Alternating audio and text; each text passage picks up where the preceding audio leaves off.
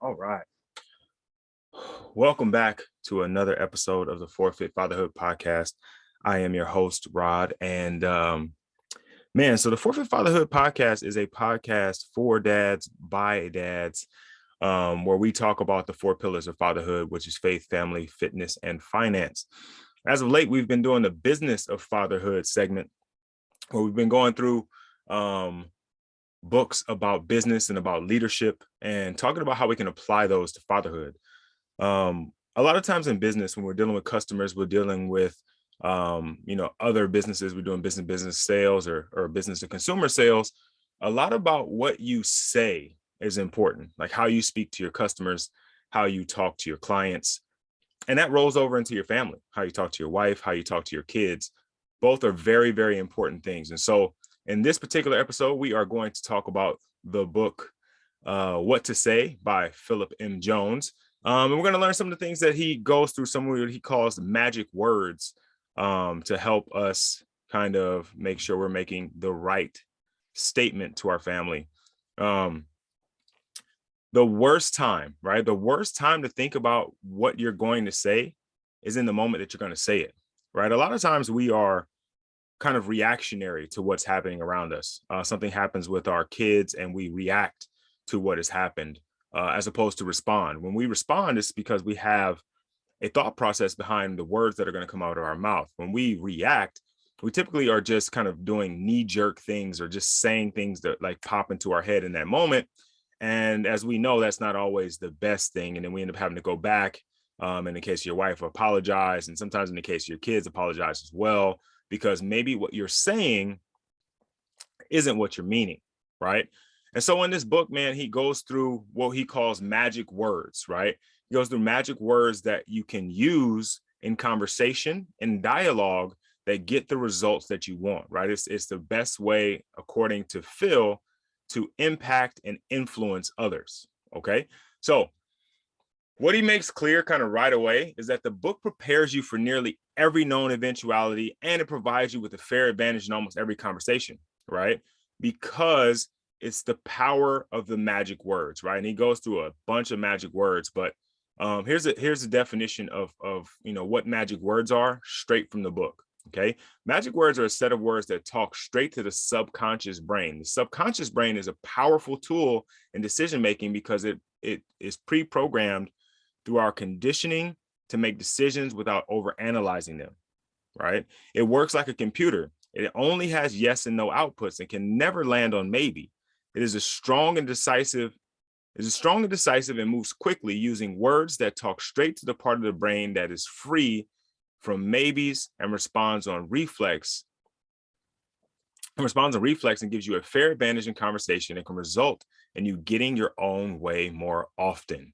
All right. So now when we talk about influence, we talk about, getting your own way. Now we're not trying to take advantage of the situation. That's why it says fair advantage. Because in the situation, when we're having a conversation, we're talking with our wife, we're talking with our children, we want it to be a two-way street, right? We do want to have, as a leader, or as someone that's guiding the conversation, to kind of lead it in the direction that we want it to go. We don't want to get sidetracked. We don't want to get away from the things that are most important. So we want to have a little bit of control. And what this does, or what these words do, is allow you the opportunity to be able to talk through exactly what it is you want to say, get the answers that you need to get without the confusion and the maybes and sometimes excuses, right? Like, in a nutshell, okay, we call it subconscious or adaptive subconscious, and this is in the book, and I don't want to be too technical, but there's undoubtedly some part in your skull which is inaccessible to your consciousness, which nevertheless influences your judgments, feelings, and behaviors. And so using these magic words allows you to cut through that and get to that part, right? This part is an extremely powerful piece of guiding your routines, controlling your breathing while you sleep, even refocusing your attention whenever something akin to your name is mentioned. Like if you hear something that sounds like your name, this is the part of your brain that makes you perk up, right? There are some words that communicate completely and directly to this hidden and governing part of every human being, right? These are what Jones calls magic words, right? Tried, tested, and proven to deliver results when applied correctly. Okay, so now let's see how this works. Okay, we're going to kind of go through a few of these different things and think about what you can, how you can use them in conversation, right? And I use some of these now that I've read the book, right? And it has definitely helped. I found ways to use it in relationship. I found ways to use it in business. I found ways to use it in situations where I am in leadership, like as a coach, as a mentor, and then as a father. Obviously, it's the Fatherhood podcast. So, how do these things work in a fatherhood situation? So, there's quite a few of them. There's like 23, but there's plenty of times where you can find, um, find opportunities to use them. Okay, so like for example, um, how would you feel if, right? Here's an example. So my two daughters, right? They're kind of uh they're about the same age. They're 2 years apart, but they're about the same height. They have the same kind of friends. There's some differences, right? Obviously in class, but pretty much share the same friends, share the same room because they want to. They don't want to split up. They're each other's best friends. Sometimes, though, right, as natural human beings do, they argue. They get into little tiffs with each other, where somebody doesn't want to be around somebody. Somebody says something somebody didn't like, did something someone didn't do or didn't want to do, and then I have to kind of step in. So, any situation where someone is being wronged, right, the question I ask is, how would you feel if? For example, my older daughter took a doll, right? And she wanted to play with it. The younger daughter did not like it. So she came and told me, right? So then I go talk to my older daughter and I'm like, hey, how would you feel if you were playing with something or had something that you like and I took it away? Right. Immediately now she has to give me an answer of how she would feel. And then we begin a conversation. Right. It doesn't leave room for um excuses, right? Because we're talking about what you feel. What would you feel? Right? Would you be upset? Would you be angry? Would you be happy? Would you be sad? And then we can go along that emotion. So if she says, oh, that would make me upset, okay, why would that make you upset? What is it that that maybe I did in that situation that would make you upset? Oh, well, you took it from me and I was playing with it. Oh, okay. Well, can you now see how that might have XYZ, right? Another one I use with my girls is just imagine. Okay, like if they're my youngest one will sometimes throw not tantrums, but she gets she gets a little moody sometimes, and I would be like, just imagine if none of this happened, right? None of this stuff happened, and you were just happy and playing and being able to do what you want to do. What would that feel like? Like what would you be doing, right? Just imagine we didn't have any school, no homework, no practice, no softball practices today, no soccer practices, no tennis practices. We were just able to be home. Just imagine what that would be like. Now, immediately in her mind, she's envisioning this perfect scenario. So even though we're in the midst of a situation where she's upset, mentally I take her to a place where she's happy. Now that breaks up that feeling of upset because now her mind is on I'm happy, right? Um, Here's one, and you have to kind of use these two, right? You can kind of use these two interchangeably, kind of depending on the situation. Older kids, and obviously you parent how you want to parent, right? Or you husband how you want to husband. But say there's something that's you asked your wife to do for you, and it hasn't got done. She's busy. She got whatever going on, stuff with the kids, stuff for work, stuff for life, right? Um, Here's a good one. When would be a good time? I asked you to do XYZ. When would be a good time for you to do that? Right. Because what it does now is it's not asking her again to do it. Right. What you're doing is setting a framework. You're kind of figuring out a time, allowing her to figure out a time where it fits best in her schedule. Now you put the ball into her court. Now she's thinking about the thing that you wanted her to think about without you saying, hey, remember that thing I told you to do? You still haven't done it. Right. Or same thing with your kids. Right. Hey, listen, and this might be different again with your kids. You may not want to be asking them when would be a good time. You may want to be more instructing them of when a good time is or helping them see when a good time is. But when would be a good time? Right. Um, I'm guessing you haven't got around to, right? I see you haven't done the thing I asked you to. I'm guessing you haven't got around to it because you got so much going on. You're empathizing with them, right? And again, this may not be a situation where you want to say that with your kids. Maybe it is, okay? But then you go into it, hey, I'm guessing you haven't got around to, cleaning your room. When would be a good time for you to do that? And that might be crazy, right? Because I'm more like the get in there and clean your room type of dude. And that question, but again, in business, that might work, right?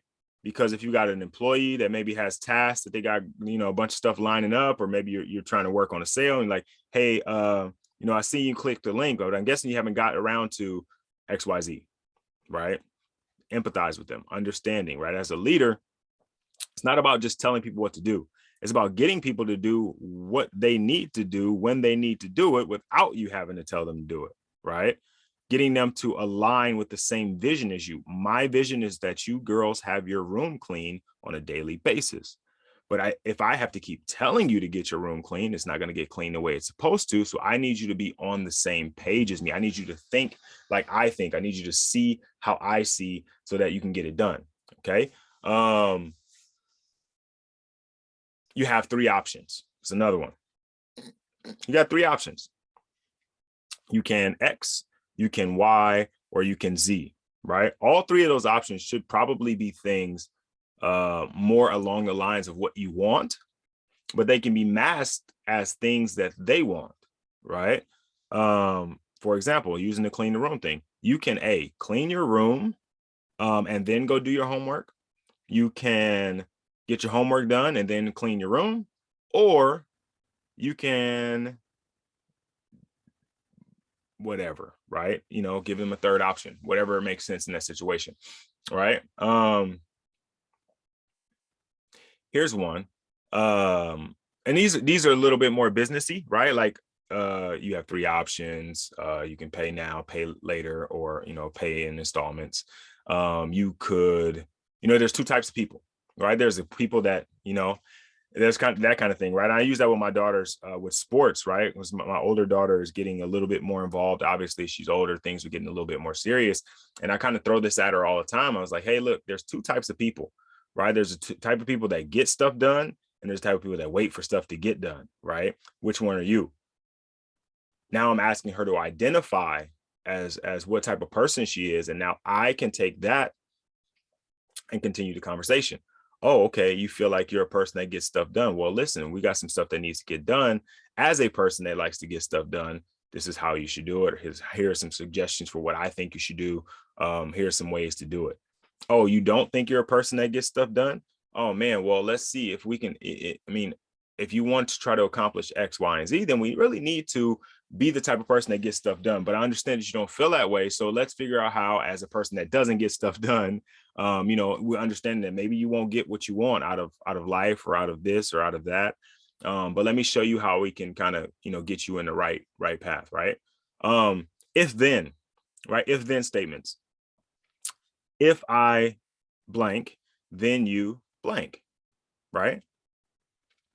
This is good for conversation with your wife. If I'm hearing you correctly,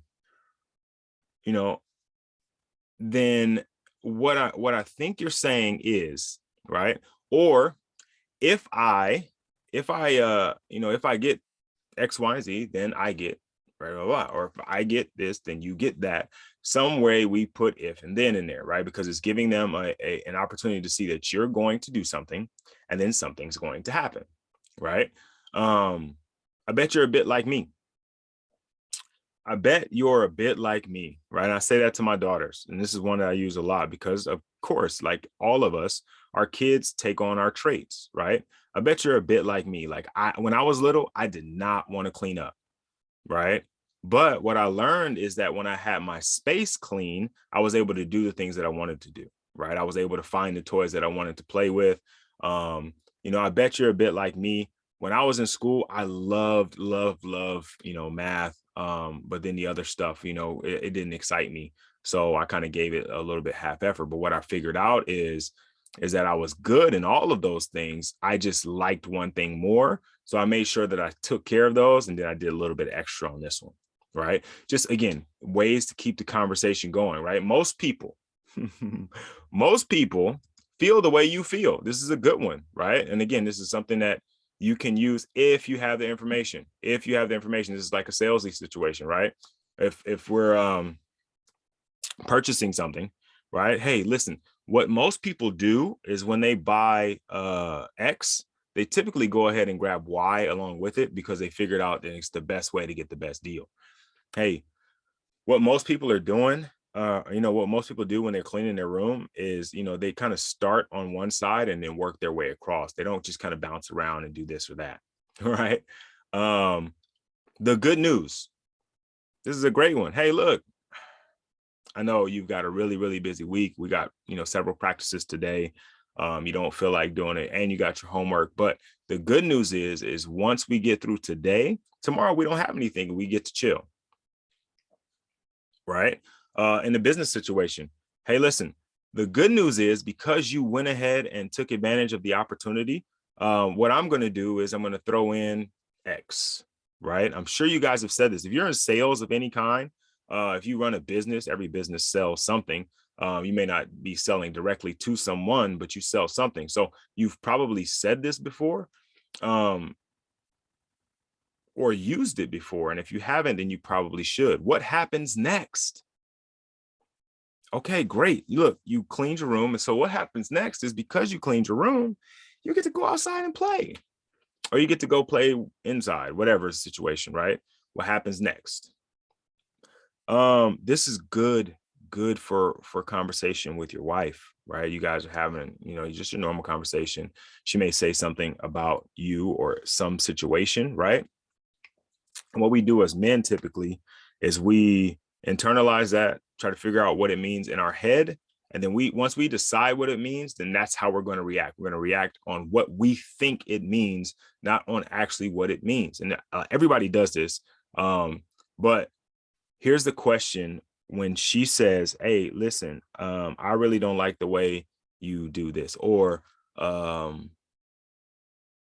I don't know, anything, right? Any kind of thing that you're trying to, you don't want to just go on your own understanding. You want to kind of get a little bit more clarity. What I do, and when I got this from the book, is what makes you say that? Oh man, you're really not paying attention. You're not as attentive as you used to be. You're spending too much, I just feel like you aren't paying enough attention to me. Oh man, what makes you say that? Because now I'm giving her the opportunity to give me some detail on what it is. And sometimes it may be uncomfortable to get that question answered, right? But now I'm getting a better understanding of the situation as opposed to me reacting with, I feel like I'm present, I'm doing everything I need to do, this and that, right? I can get a understanding of what makes her say that. Oh, what makes you say that? Well, last night, I was talking to you and, it felt like you just weren't paying attention. Oh, okay. All right. Okay. Well, look, here's what happened. Let's talk about it. Boom, boom, boom, boom, boom. Right. Um, Before you make your mind up, I don't really know that I've used this with my kids. I know one instance where I did, but I don't use it super often.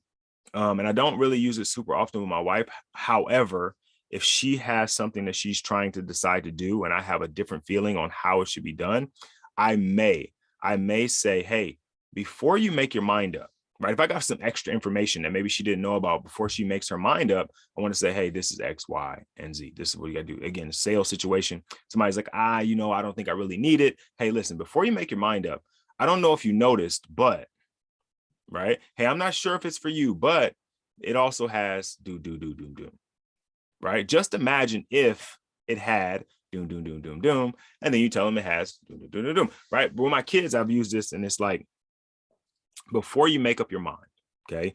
My youngest was playing soccer. She did not like her coach. She had a terrible coach. He was super aggressive for 5-year-olds. Not like he was, aggressive, but like his voice, right? He's bigger dude, big voice, always yelling, right? Not like derogatory, but just everything he said was yelling, right? Come on, like all yelling, right? And I won't yell and blow you guys' eardrums out, but the dude yelled all the time, right? My daughter was like, hey, I don't want to play soccer anymore. Like, it was that bad. Like, she didn't want to play soccer. the sport because of the coach, right? I'm like, hey, before you make your mind up, just imagine, just imagine we were playing soccer and we didn't have that coach. Maybe we had a coach we liked better. Would you feel like still playing soccer? Like, how would you feel if we let go? Like, we didn't have that coach, right? Before you make up your mind, how would you feel if we didn't have that coach and we were just out there playing soccer, right? How would that be? What would that be for you, right? Um, if I can, will you? Again, not one necessarily that I use my kids, right? If I can, will you? But again, definitely in business, right? If I can show you how this can help you, will you purchase this product, right? Um, you may be able to use a variation of this with your significant other, with your wife, with your girlfriend. Um, if I can, will you? If I can do X, will you do Y? Right? If I can go pick the kids up from school today, will you go ahead and stop at the store and grab whatever that I was going to grab because I can't do it, whatever, right? But again, it is giving them the opportunity to feel appreciated, involved, right? It's allowing them an opportunity to answer with just a yes or no. If I can, will you? Yes, you can, or no, you can't. Not maybe, right? Because maybe doesn't work in the situation because maybe I can. I'm not saying that maybe if I maybe do this, then you can. No, I'm saying if I can do this, I'm going to do this. You're going to do that, right? If you say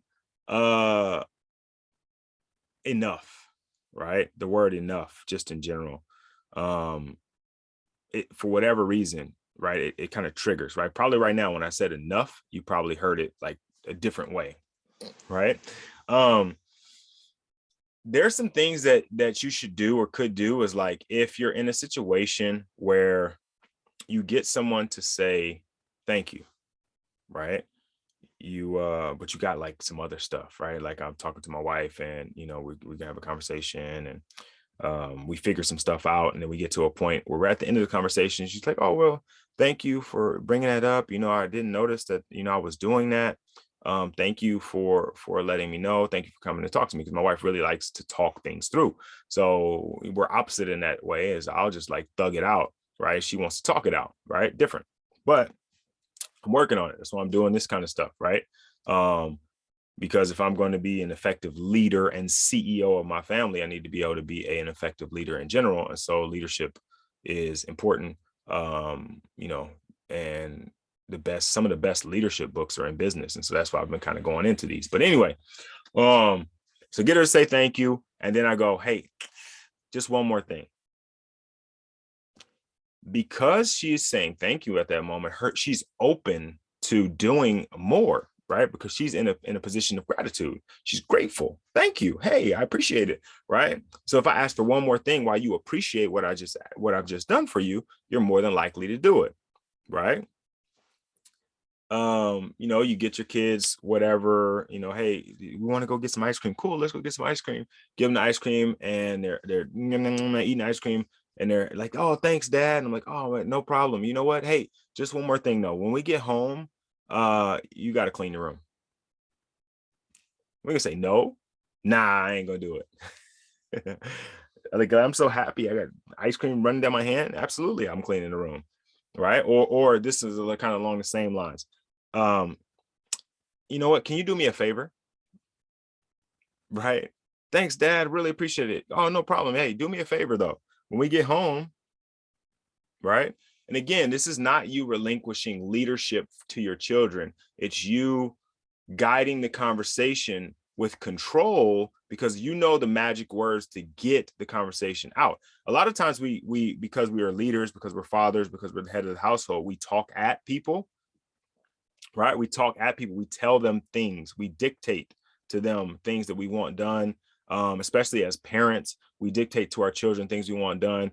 And there are ways to get it done and teach them how to be adults while they're young, right? Because if you're just dictating and always telling them what to do, then when they get older, they're expecting someone to tell them what to do, right? Which makes it harder for them if they want to be an entrepreneur, because when you're an entrepreneur, You tell you what to do. Nobody else is around. Nobody else is going to be telling you what to do. So this is like entrepreneur prep, leadership prep, right? Because they are living through it so they can use it later, right? Hey, you know what? Just out of curiosity, right? Just out of curiosity, when you didn't put your dish away this morning after breakfast, like what was the plan? You know, because most people, most everybody else like kind of put their plate away. So, I was just wondering what kind of happened there, right? Um, yeah, so the book is really cool. Like oh, one I forgot, open-minded. Okay, open-minded is one again. Kids don't really care about being open-minded. Maybe if you got older kids, open-minded is a good one. But if you got like you can use this with your wife, right? Um, Using open-minded, if you use it correctly, right, works really well. Because if you ask a bunch of people if they're open-minded, the majority of them will say, oh yeah, I'm open-minded. People want to be open-minded, right? Because the alternative to being open-minded is closed-minded, right? Which sounds bad. People don't want to be closed-minded. They don't want to be the person that is blocking everything out. It just doesn't sound good. So you're going to use that to your benefit. If you start a sentence with how open-minded, right? You're shifting the odds of your listener kind of going from 50-50 to 90-10, right? How open-minded are you to me going out this weekend with the fellas and play a little golf? How open-minded are you to cooking dinner tonight? How open-minded are you to trying that thing that I had told you about? Right? Um, would you be open-minded about seeing if we could do whatever? Right? Because people think they know best. That's how they're built to think, right? This is the way we are, right? We think we know best for us. We think we know best for others. And you want to try to steer the conversation in a certain direction. You have to have control over it. Okay. So a great way to achieve this is trying to move the other person's position from one of certainty to one of doubt, right? So when you ask questions like, what do you know? Right? Or you say like, what do you know about and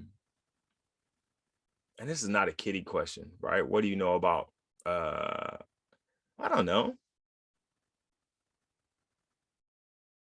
What do you know about everything that's changed since COVID?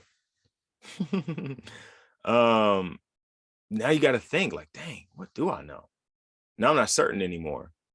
Kind of doubtful, like, dang, I might not know everything. Oh man, he's asking me that for a reason. Hmm. What do you know about when guys X, Y, and Z? Ooh. Mm. Right? These are things like, well, what do your kid, ooh, you can use this for your kids, right? Dad, you're being really unfair. I don't like the way, blah, blah, blah, blah, blah, right? It happens sometimes they speak up and talk about, eh, what do you know about how things really work here? Because maybe I haven't explained them and I'm really curious, just out of curiosity, what do you know about the way things work here? Right? Because they will have formed an idea of how they think things work, right? And it's your job to kind of form their world around them, right? Um, all right, so look, here's the deal. I'm not gonna keep going through 1,000 of these, right? Like I said, there's 23 of them. I probably hit 20 of them, giving you kind of some ideas of what and how you may use them, situations they may come up. Obviously it's good for you to read the book. And I say this every episode that I'm doing the business of fatherhood, right? These business of fatherhood episodes. It's really important to try to read the book, right? It's really if you can, right? And I know everybody's busy, right? And that's why I'm doing these is, everybody's busy. Nobody can read every book, right? Nobody can read in 1 to 2 books a week all the time, right? I've been struggling to do it, but I've been getting it done. But it is difficult to, right? So audible it if you need to, YouTube it if you need to, but I sincerely suggest you you try to get these into your vocabulary, right? Because They're going to help you in your relationships in general, your business relationships in specific.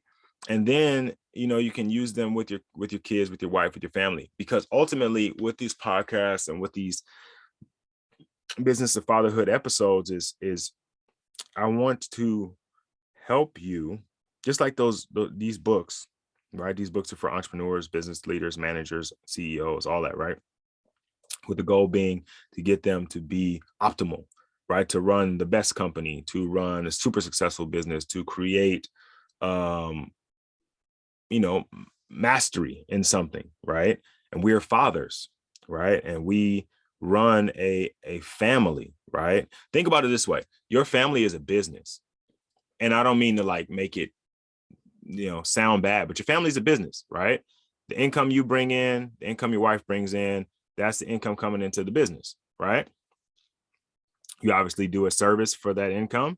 Once that income comes into the business, right? Like if I was McDonald's, I'm selling burgers, right? Selling burgers, that produces my revenue, my gross, right? Now I need to take that gross and I need to apply it to different things: lights, overhead, burgers in themselves, right? All that stuff, pay employees, right?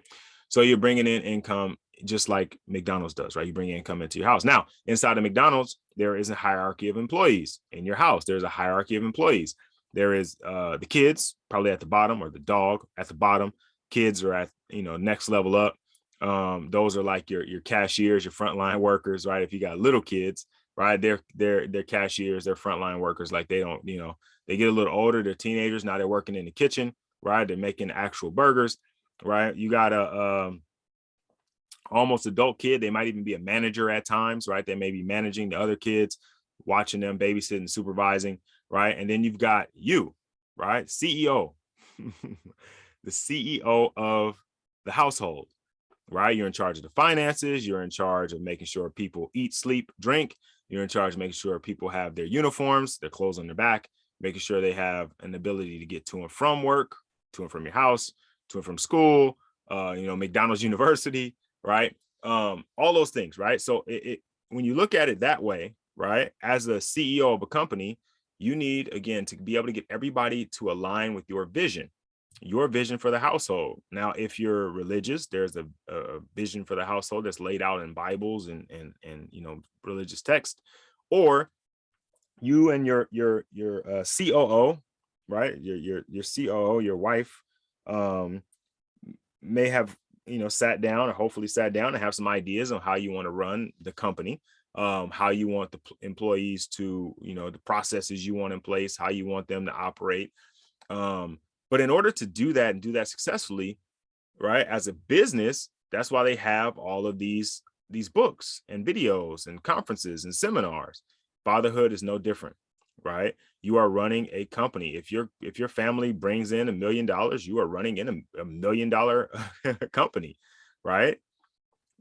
So I'll keep doing these because I really like, kind of recapping these books. I like the amount of knowledge that I'm getting out of it. I'm always open to suggestions. You guys got books that you think I should read or should check out? Definitely open to checking out some of those. This one was kind of a fluke. I actually wasn't reading this one. I was reading The Magic of, I don't know, Thinking Big, The Magic of Thinking Big. And then I don't know what happened. I saw this one, picked it up, started reading it, and I was like, oh man, I'm definitely going to stay on top of this one. So I got to go back to reading The Magic of Thinking Big, which is also a really good book on leadership and business. Because you know what, man, it's really hard to find a good fatherhood book that isn't like an autobiography, or isn't like what to expect when you're expecting, like a baby book, right? So this business of fatherhood series is taking what I've learned as a father, that fatherhood is much like being a CEO or an entrepreneur or a business owner, and applying some of the principles, like the 10x rule. When we did that one a couple of weeks ago by Grant Cardone, I've been 10xing my fatherhood, with different things that I learned in the book, right? Using that 10x rule. There's been different things in different books that I've taken and I've applied, and I can see why they help people in business, why people in business using these principles are so successful. And we can take those same principles as fathers and use them to our benefit, right? To create growing, thriving families, like they would create growing, thriving businesses. And so I'm going to continue to do these. The business of fatherhood is dope. I'm going to get a couple of guys on here, a couple of business guys. I've had some in the past. I'm going to reach back out and get some more guys in here to talk about these different things. But I really hope, right? I really hope that these are working for you guys. I really hope that you guys are hearing these and going, oh man, I can use that. I can apply that, as a CEO of my family, I can do this and delegate that and these different things, right? How to motivate and inspire, my people to kind of do what they need to do, my family to do what they need to do. That being said, I am going to sign off here pretty soon. I'm going to be out of town next week. I don't know that I'm going to record. I'm going to be out of the country, actually. So we may miss an episode, and then I'll be back in the country with hopefully some new stuff for you guys. I got a 24-hour flight, so lots of time to read. We might get 2 books next week. Who knows, right? But I'm going to hop off here, man. Thank you guys. If it's the first time listening, sincerely appreciate you hopping on, checking out the episode. If you are a return listener, thank you again, man. I really appreciate it. If you aren't already following me, you can go ahead and follow me on social media, on Instagram and Twitter at You Can Call Me Coach, the letter You Can Call Me Coach. You can find the podcast on Instagram and Twitter at 4Fit Fatherhood, the number 4. And then, if you want to get a little bit more information, you want to see the videos, you want to get more of the background of guests, you want to catch up on past episodes, head over to 4fitfatherhood.com. Again, the number 4fitfatherhood.com. All of the episodes are there, all the videos, YouTube links, all that stuff is there for you to check out for your listening and viewing pleasure. All right, fellas, that's it. I'm out of here.